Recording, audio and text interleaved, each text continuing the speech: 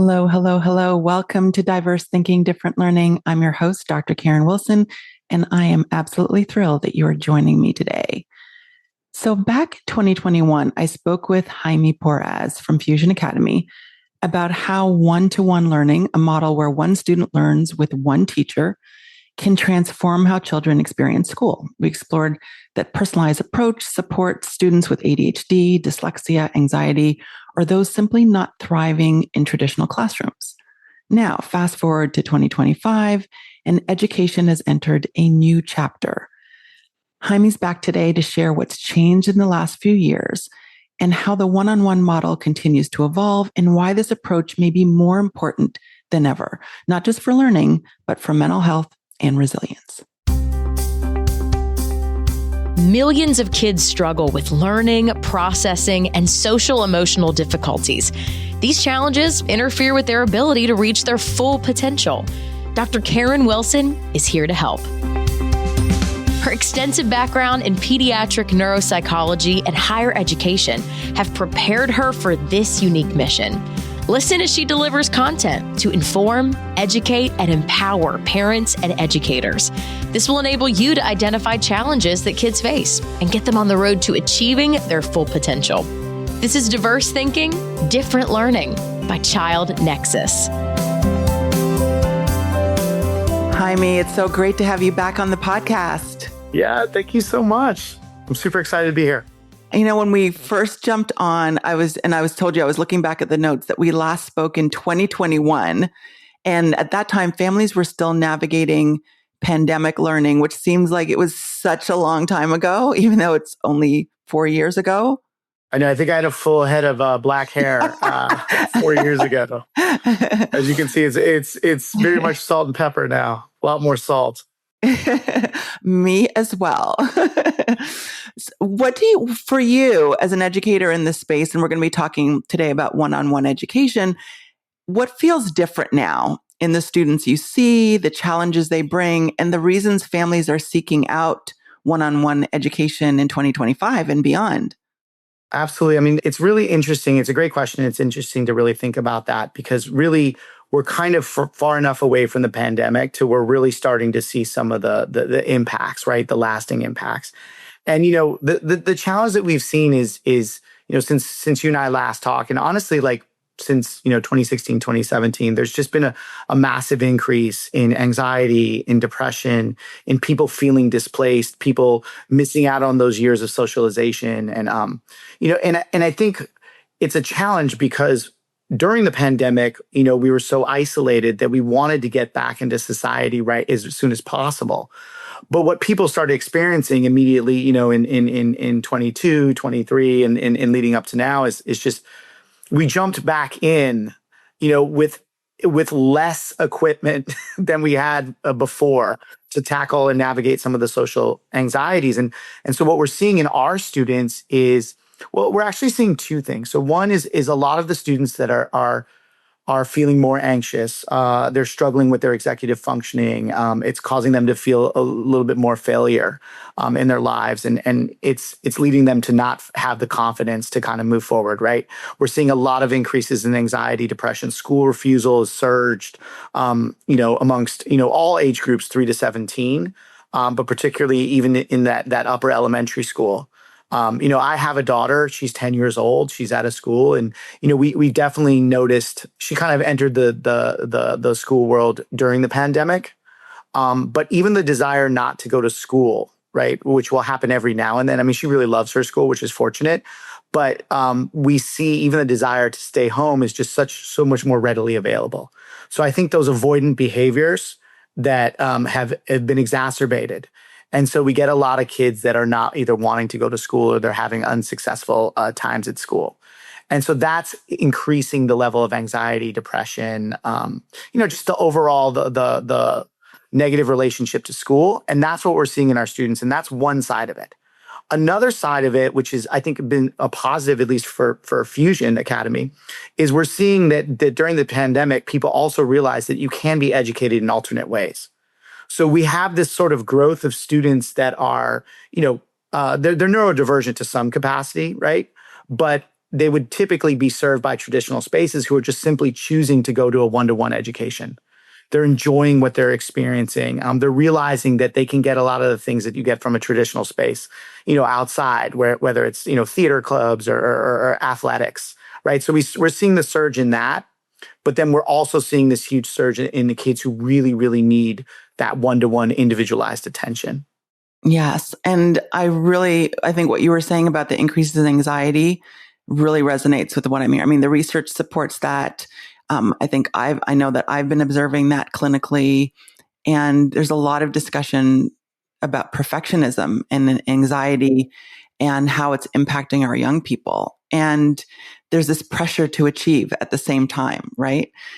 How does the one-on-one environment help break the cycle, help kids move from that pressure that creates anxiety, contributes to depression, and even disengagement to genuine academic engagement?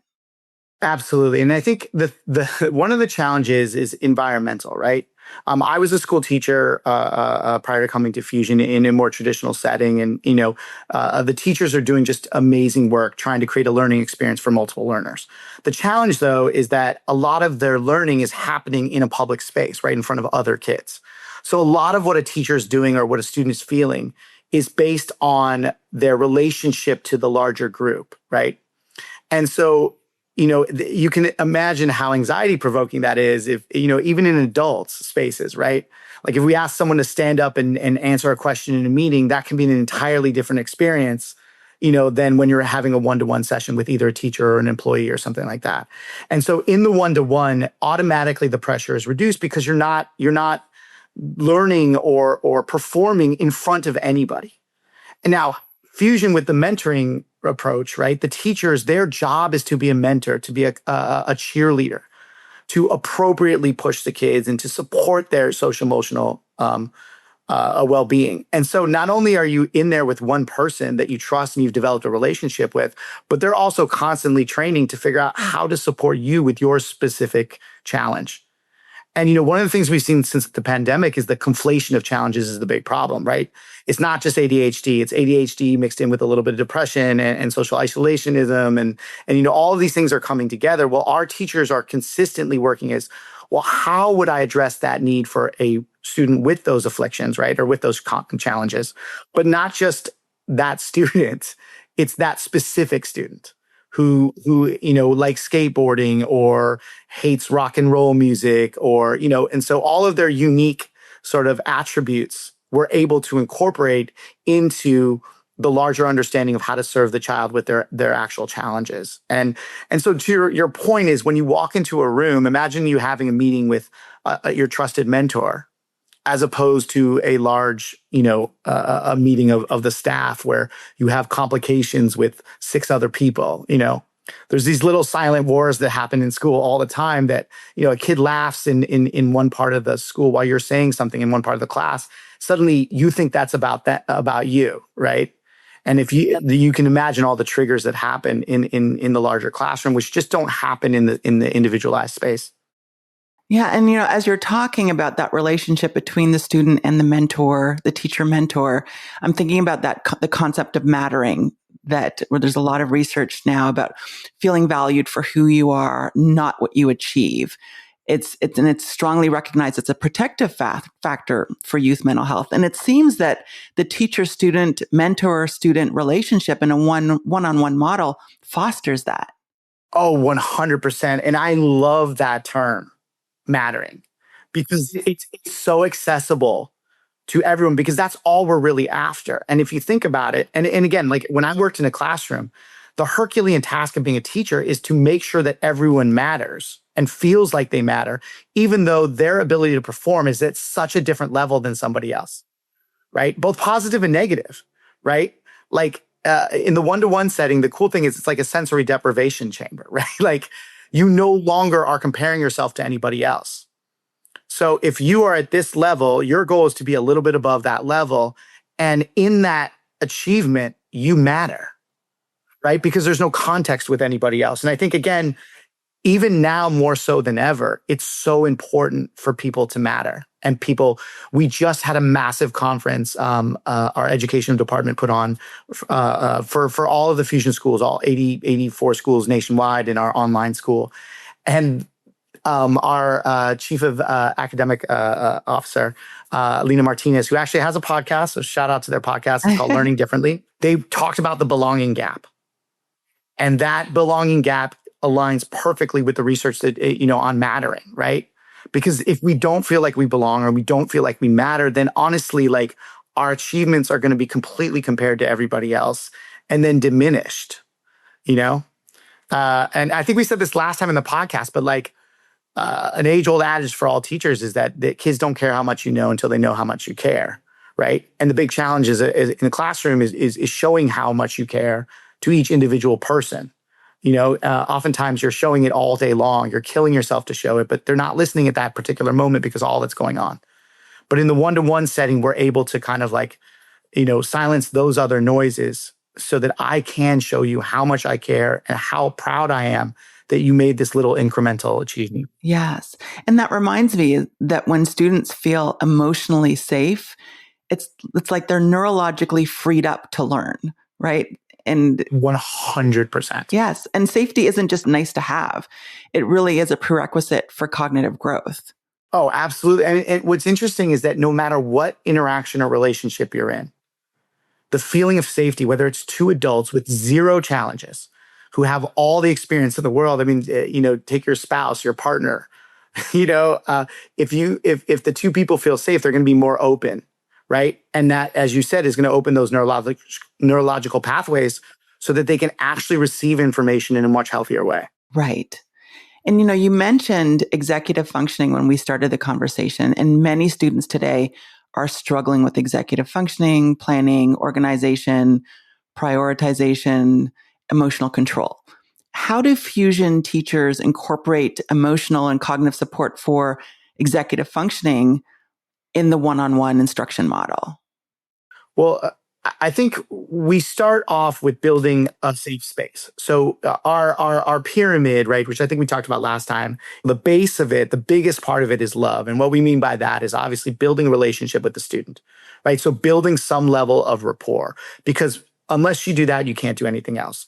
So in terms of executive functioning, the challenge with executive functioning, it is, and experts will tell you it's by and large a product of maturation and not necessarily direct instruction, right? So that's the challenge, right? We take a young person, we ask them to do these things in this order, over, if you ask an adult to go home and read 50 pages on the pyramids, they're like, I have bills to pay. Like, this has nothing to do with my life, right? And we have to understand that for a student, that's the same situation. Like, no one's, it's not pertinent in their life specifically, like how the pyramids were potentially built or not built, right? And so we start there by saying, yes, we're asking you to do things that maybe aren't, preferred tasks or things that you want to do, right? And then we tell you, you must do them in this order. We give you sort of like a list. And then we wonder why you as a young person who, they're developmentally, their prefrontal cortex, is not developed fully enough to internalize these things, why you can't just replicate it, right? And oftentimes kids do replicate it. And I think you'd probably see this in your practice. And there are students, my daughter to some capacity is extremely compliant about certain things. So it's not necessarily that she has great executive functioning. She just listens to what my wife, never me, but what my wife says and does it, right? And so the idea is that she's compliant and she's able to make those adjustments, right? But it's not actually that she's truly internalized true executive functioning. So I explain all that to say that is the challenge with these students, right? Their executive functioning is poor already. They're dealing with these other challenges. And then we ask them, we just basically give them a checklist and wonder why they can't, do it, right? Which is oftentimes what happens, what we see with parents, right? Which is, we're all subject to that because they're not, professionals in this space. But if we look at executive functioning be a product of maturation, right? Then our goal is to create the soil, right? Our goal is to create the environment so that the student incrementally can start to internalize things as they're maturing. One day they will get it, right? It's just not going to be today. And so what we don't want to do is make them feel like they're failures at life because they can't do it now. right? And that's the number one space where we start. We realize, we acknowledge how hard it is. We acknowledge that this homework doesn't necessarily have inherent meaning to you. We're going to try to make it there. We try to explain to them why we're doing this stuff. And then we celebrate every little win, right? And so a large portion of the executive functioning challenge can happen because rather than give an assignment that's not appropriately chunked, right, for your specific needs, and then you go to someone else who tries to then reverse engineer and chunk it, right, especially at the younger grade levels. What we do at Fusion is we actually chunk the assignment from the very beginning. So you're already experiencing success. But we are, very metacognitively explaining to you what is happening and why we chunked it like that. And, when a sixth grader is not going to internalize that, we know that, but they're going to hear it. And if every class is doing the same thing, as you grow, we are lessening and lessening the scaffolds, right? And so I think that's how we address the executive functioning is we create the safe space. We really create assignments that are appropriate for your chunking level. We isolate what is it that's the actual problem, right? Do you have a task initiation issue? Do you have a stamina issue? Is there an issue with task completion, right? Is it planning and prioritizing? By isolating what the actual problem is, then we go to work on that problem, right? And again, in the individual setting, you're not in the context of someone who can just naturally do that. You know how deflating that is? When you work so hard to do one little thing and the person next to you can do it so easily? Yes. And that contributes to, again, those self-concept issues that we talked about earlier. And it seems that the blend of structure and empathy from teachers feels especially crucial now when so many kids equate mistakes with failure instead of feedback. That is so, so important. So I don't know if you want to repeat that, please, to all your listeners. What did I just say? I was just saying that a lot of kids equate mistakes with failure instead of feedback. And then they can't really process what it is they need to do. We spend so much time trying to unpack that. And honestly, think about your adult relationships or coworkers. If coworkers could simply, me included, right, internalize feedback as not or as not abject criticism, but as like sort of an exploration, absolutely, right? And so that's the thing that's hard because with younger kids, and one of the reasons we're moving into the elementary schools is because we're having to unpack that at 6th, 7th grade when, you're starting that abstract reasoning is coming at 4th and 5th grade. So if we could get you there and start to say like, hey, like you doing something wrong is not failure by any stretch of the imagination. Like this is the system working. No one thought that you would do this to begin with correctly. Now, in the one-to-one setting though, it can be extremely traumatizing or really emotionally impactful for a student to fail and what they consider fail. In the one-to-one setting, if that results in a blow-up, we can have that in a safe space, right? I always say that we are the softest wall you're ever going to hit. Like we're not moving anywhere. You still have to do the assignment, but you can run up against us as much as you want. You're never going to get hurt and no one's going to ever watch it happen. So once you leave our individual classroom for your English class where you just kind of had a blow up, no one's talking about it in our independent workspaces, the homework cafe, right? Because no one witnessed it and no one's concerned about it, right? It's not like, there's no news cycle. I mean, there's a news cycle at every school, but Fusion is limited because what happens in the classroom, very much stays there, right? And so we can allow you the space to really go through your feelings and process that feeling of failure. And then move on fairly quickly. And honestly, once the kids do it a couple times, what would have derailed an entire classroom, period, now is only derailing 15 minutes down to like with a 3-minute redirection, we're back in the driver's seat. Right. I think one of the striking things about your model is how it allows students to rebuild confidence after negative school experiences in traditional school environments. And have you noticed that in terms of how the one-on-one teaching helps them to reconnect with their learning and their strengths, particularly if they've been deflated by negative school experiences? And again, this whole concept of failing in those other school environments. Absolutely. And I think the way we address it, which is interesting because we are part of this larger educational ecosystem, right? The landscape, right? And we only exist because traditional spaces exist as well, right? And I always say this, and we start this with whether it's parents or school administrators or the kids themselves, right? The mandate of a large school, a public school specifically, but even larger private schools, is to educate thousands of kids, right? And the point is that job has its inherent challenges, right? And so a lot of kids are not being served in that large scale space, and if you think about it, the higher you go in education, the smaller and smaller it kind of gets, right? We start to specialize to the point at which you're doing PhD work with like you and your, a couple of classmates and your advisor, right? So we start by saying that there are inherent challenges in the traditional setting. And those challenges are really hard. Those obstacles are really hard to overcome. So when you come to fusion, right, we've just removed those obstacles as part of our model.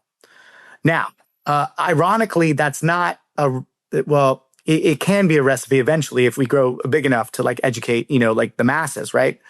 But it's so much more closer to actual real life. Like, our school here, Fusion, is very much similar to what you're going to experience if you're in an ad agency or accounting firm, or it's all very small once you get out of school, right? So what we try to do here is we say, listen, if you've had negative experiences, we understand why. Sometimes it's obviously the school's fault or the teacher's fault, or the students is not doing what they need to do, or the home life, and all of those external factors are absolutely present.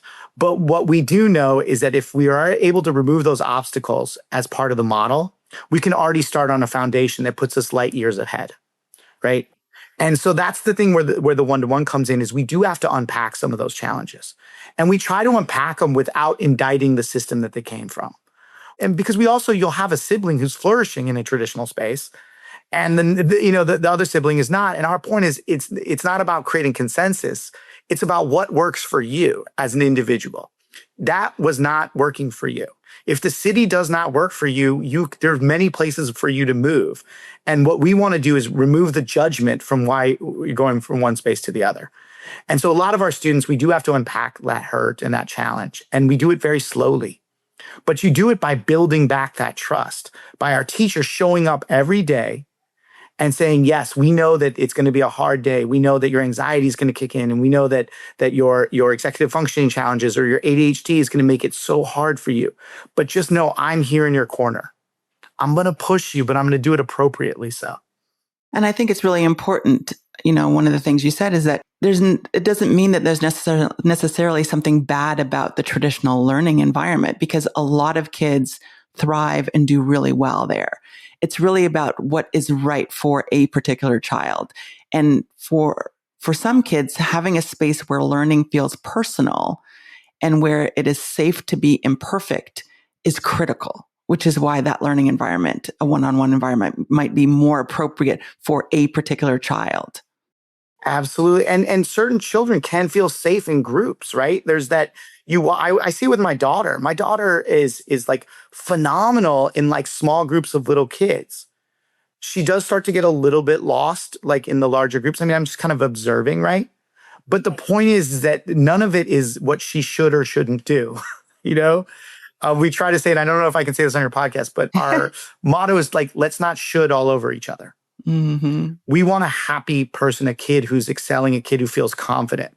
So we need to focus on the inputs that can get us there. Now, what I like about Fusion is that I don't have as many obstacles.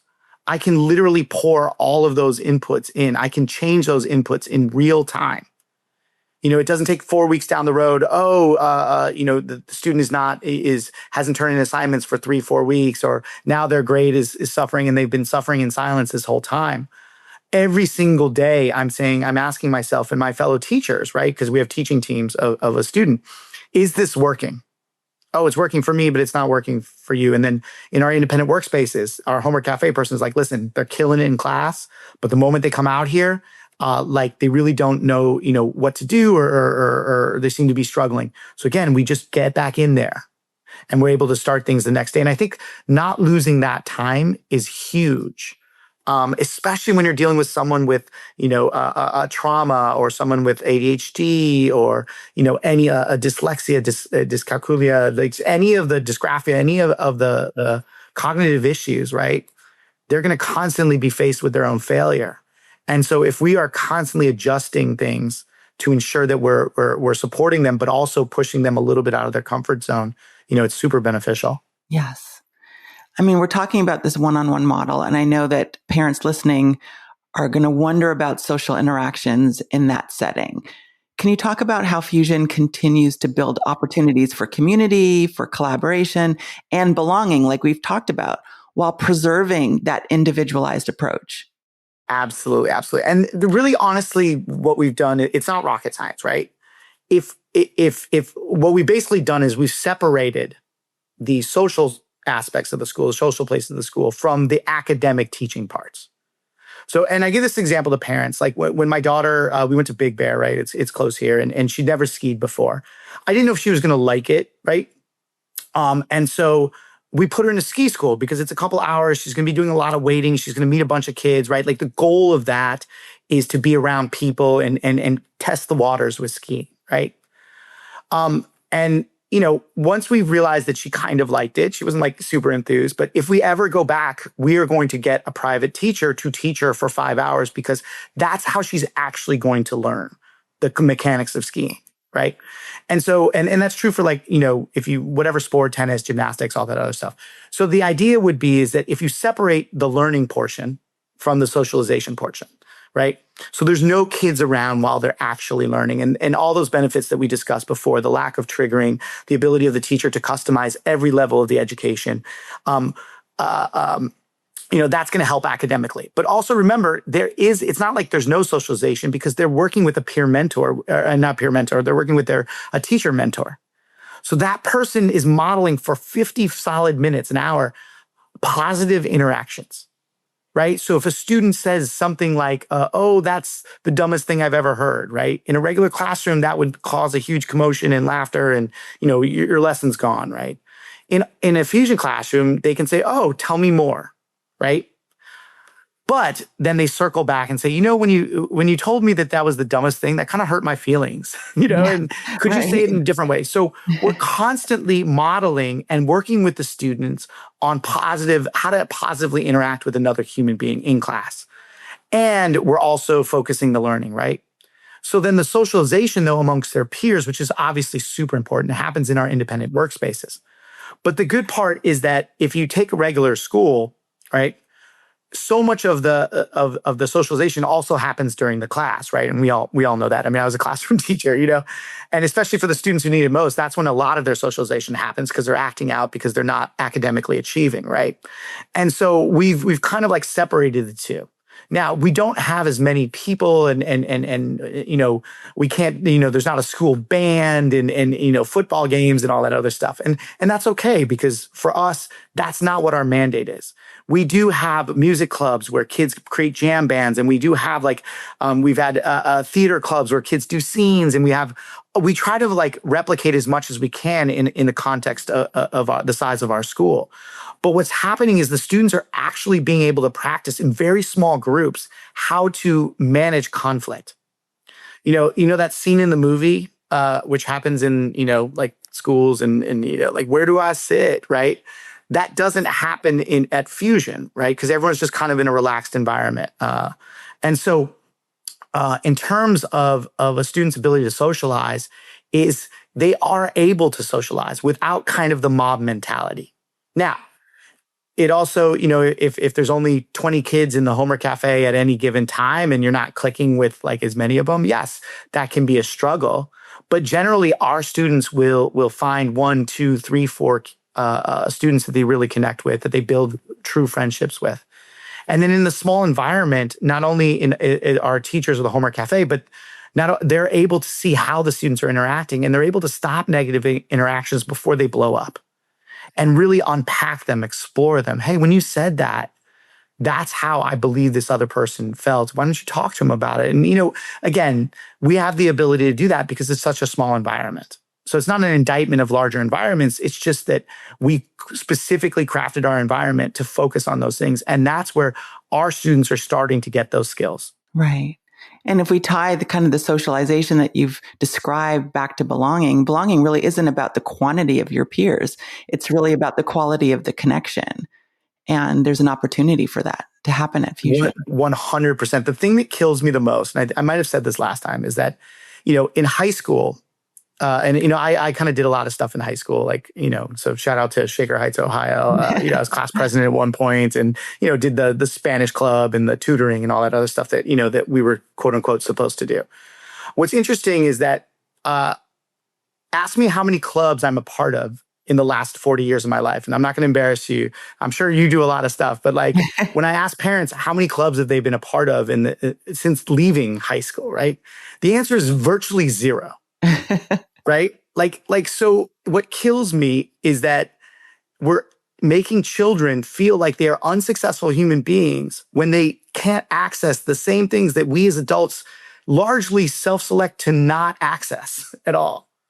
I tell parents, like, what do? You go to Target, you take your children around, right? Like you live your life. And my wife and I are big fans of Task, that show on HBO, and now it's over. Now we have to converse with each other, which, just kidding. We love to do that. But the idea is that is our life. And so to make a child feel that they're unsuccessful human beings because they can't do that. So at Fusion, we try to say, what is it that you want to do? There's no shoulds here. Do you want to connect with other people? And almost every kid will say, yes. Okay, cool. Let's figure out ways to do that. Do you want to be part of this massive thing? Yes, I do. Okay, well, we don't have that here, but we'll help you to find that in other spaces. But a large portion of our kids, they didn't want to access that stuff. And in fact, they were made to feel less than because they couldn't or didn't want to. So when they come here and they realize that no one's pressuring them to specifically do any one of those things, it's just such a massive relief. And then that goes to feeling belonging and safe because you're not forced to do anything specific. And that decreases the anxiety and the stress and increases the overall well-being of a student. Oh, absolutely. And then the funny thing is when you watch them start to, we had a student who for the first year sat in our silent homework cafe where kids do silent work for an entire year. And with the parent, I was meeting with the parents all the time. It's like, hey, but the kid never missed a day of school. I mean, school refusal is, blown up in recent years. And he went from refusing all the time to never missing a day of school. To year 2, he was firmly planted in our social space. Still, I swear he probably didn't talk to maybe 5 people in an entire year. But everyone knew where he was sitting. He sat in that spot. People wouldn't even sit there. Because he would plan himself and again, didn't miss any days of school. To year 3, he's now started to run the Dungeons and Dragons Club for some of the younger kids. To year 4, performing at our open mics, graduating. And again, what his parents and I said is all we had to do was wait, create the space and allow him to blossom. We could have at any moment said, it's not working. But, we stayed the course. And the only reason we were able to do it is because we saw those incremental growth spaces and those examples of incremental growth. And we literally planted our flag on that, right? And by doing that, we allowed him the time and the space to grow into his own and to really figure out how he wanted to participate. And, ideally, we were small enough to where we can try to provide that experience for everyone. And it doesn't always work, obviously. But, we're finding a lot more success than we are failure. That is wonderful. So, Jaime, as we look to the future, there's a lot that is changing in our world. How do you see the one-on-one learning model evolving, especially as technology, AI, mental health awareness are really reshaping education?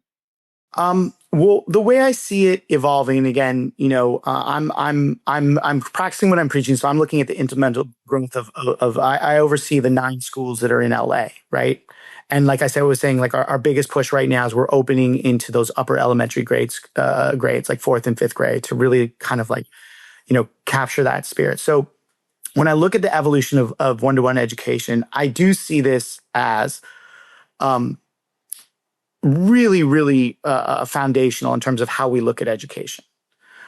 If you look at pedagogy versus andragogy, the education of adults, there are a lot more similarities, meaning tailoring anything to a student, activating their schema. And, so for parents is like, if you're able to utilize a book that the student is interested in, a world that they know, you're going to be able to exponentially address the cognitive issues of literary devices or understanding plot or characterization. Or I was an English teacher. So all those standards that we're trying to address can be done better if we're able to tailor everything towards the student, right? And at the younger grade levels, especially fourth and fifth grade, this is when it becomes so important. But even in middle school and early high school, the more that we can tailor it, the more that we can actually develop the skills. Now, they will eventually, the world's not going to be tailored for them, right? And so, but while we're practicing what it's going to be like, right? This is the fertile ground for us to kind of practice that. So I do think that one-to-one education will be seen as foundational for all types of education. Meaning how can we get the one-to-one experience in a larger setting, right? So when I was a head of school, I was overseeing 30 teachers. I'm trying to create a one-to-one experience with 30 teachers, but still in the context of a larger group. So it forced us to change how we did, we have a staff meeting. I always joke that what you do after a staff meeting is figure out how to communicate the exact same information to everyone individually, because you don't know who internalized it or not, right? But what I think where that's pushing education is that we are going to look at the principles and the successes that we're seeing in one-to-one, and we're trying to say, well, how can we replicate that in a larger setting? So that's sort of for the broader mass education. But what I also think is that people are going to start to realize that this one-to-one education absolutely works, which they're realizing, and that we need to double down on this if we can, right? And so if your child or student is they don't even have to be struggling. If they're not thriving, oftentimes they would thrive in a one-to-one education. And the question would be is what do we want to replicate, right? So if the academic part, their growth, their personal, confidence levels, their efficacy, their self-efficacy, their ability to advocate for themselves, their ability to really explore, to take feedback like we talked about without internalizing it as failure, if that is our number one concern, then maybe a larger space is not going to work for our student, right? And what we want to replicate is the other stuff, like the pep rallies or like football games and stuff like that. Like I'm a massive college football fan, go Buckeyes. But you got to figure out what you want to replicate. So I think that people are going to realize that one-to-one education, tailored education, absolutely, we see growth in ways in which we don't see in larger scale spaces. So the question for any parent would be, or any school educators, how can we then take those principles and incorporate them appropriately in whatever size school we have? So if you have 10 kids or 30 kids, there's some way we can incorporate that. At the same time, Fusion is working day and night to figure out how we can create more of that socialization, more of those peer activities to replicate what's being done incredibly well in some of our local public and private schools. I mean, this has been such a great conversation. I feel like it has, where we were focused in 2021, even though we were talking about the one-on-one education and learning, has completely changed. And I think it's probably because the education landscape, the technology landscape, the mental health landscape has changed for so many people. And being able to consider this type of learning environment is going to be really impactful for a lot of families. If listeners want to learn more about Fusion Academy and opportunities for one-on-one learning, what is the best way for them to connect with you or to learn more?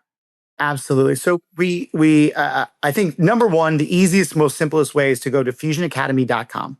So that's super simple. Wherever you are in the country, it will get you to a campus that is close to your area. We have 84 schools across the country. We have an fully accredited and incredible online school.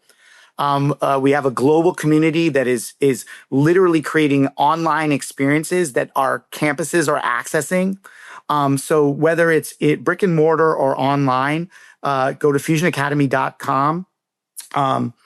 Fusion Global, any of those spaces will get you the information you need. Now, specifically to LA, though, we do have 9 campuses. These are my favorite people, the heads of schools and the administrative teams that work in these campuses. We have Palos Verdes, one in Hermosa Beach. It's the South Bay campus. We have Miracle Mile, which serves kind of east of Beverly Hills, West LA campus, which is where I'm currently at. That serves kind of West LA. We have 2 campuses in Pasadena. We have a campus in West Hills and Warner Center, and then another one in Westlake Village. We also have a campus in Santa Barbara.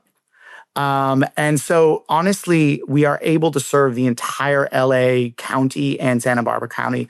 We also have schools all the way down, up and down the coast. So I would say start there. You could also look at Fusion Academy Los Angeles, Fusion Academy Miracle Mile, Fusion Academy Westlake Village. And that will start your journey there. Oftentimes it'll be able to get you can get in contact with a person, through a 1-800 number, or you can contact the campuses specifically. Everyone is ready to listen to your story, to really dig in and explore, and to figure out how we can find a solution. I mean, our goal is to serve as many students as humanly possible. And I'll just say there's a moment at graduation when every single student looks at the crowd and says, "Thank you for not giving up on me." And, for us to, just increase the amount of times that happens is our dream, and that's our vision. And so please go to that website, look it up, call a school. You have everyone on the campus is ready to kind of speak to your situation and see if we can help you. And if we're not the right spot, we are more than happy to dig in and point you in a direction that may better serve you. Wonderful. Thank you so much for being here, Jaime. I really appreciate it.